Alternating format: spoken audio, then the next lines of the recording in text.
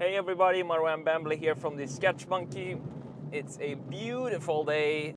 So today I want to talk to you about freelancing and specifically how to price your time. Because I think a lot of you are into freelancing, or maybe you want to get into freelancing at some point, or maybe you're, as designers, it's a pretty common thing to work for yourself and get into freelancing and handling clients and stuff like that. So I want to talk to you about what to think about when you send a quote out for your work.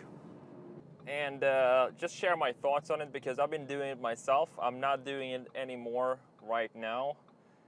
And that's because, it's simple reason, just because I'm too impatient, I guess, and I don't really like to email back and forth with clients and client revisions and stuff like that.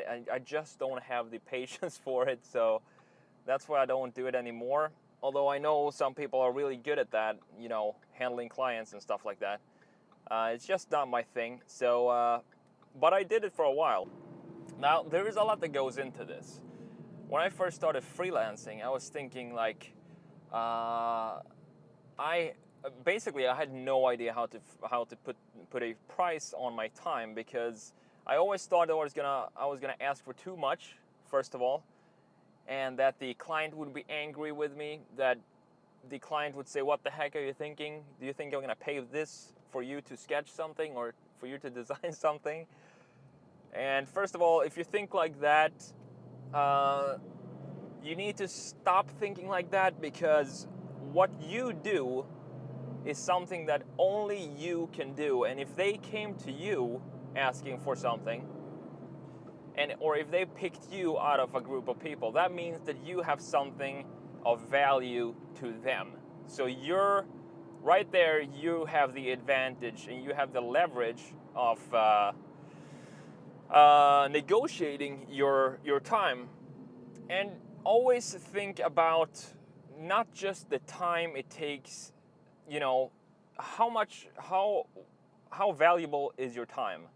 That's something that only you can put a number on. I mean, you spend the time working for a client, or you spend the time with family. How do you value that? Or like, how do you spend time with friends and doing exactly what you want? How do you value that? It's really hard, but that's something that only you can do as an individual. But you also need to take into account the tools that you're using for the client. So if you have a sketching tablet, for example, if you have a computer, if you have all those things, they cost money and you use them for business. So that means, oh, there's a sick 911 right there. So that means that you need to take that into consideration in your hourly rate. So let's say you price your time at $80 an hour, okay?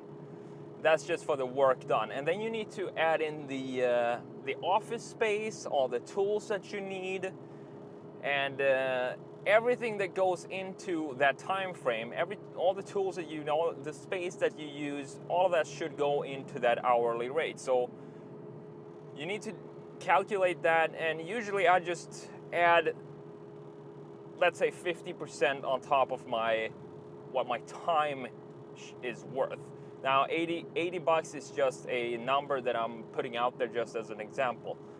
But think of it like this too. Could you use that time to create something that would bring you more money in the same time that you were working for the client? That means that you need to increase your hourly rate even more, because that's how much your time is actually valuable, literally. That's how much time, how much your time is valued at, what your time is valued at. So it's a lot of, I know it sounds complicated, but make it simple and always believe in yourself, and always think that the client have picked you for a reason, and that means that you have something of value that they want and that they are looking for. So never sell yourself short. You're not only doing yourself a disservice, but you're doing the entire industry a disservice if you choose to work for peanuts. Just respect yourself and respect your work to the degree that you charge whatever you feel comfortable charging. And if the client is not willing to pay that number, then it is going to be a struggle the entire project. I can tell you that right now. So always never settle for less than you want. And that's about it. I hope this was valuable, even though I know it was confusing. If you have any questions or something like that, just let me know. I'm gonna try and clarify for you. I'm not an expert at all in freelancing, financials, but these are just my thoughts on the subject, and maybe it will help you in some way. If you like this kind of videos, please like and subscribe to my channel. That would be sweet if you did that. So I hope to see you next time. Take it easy.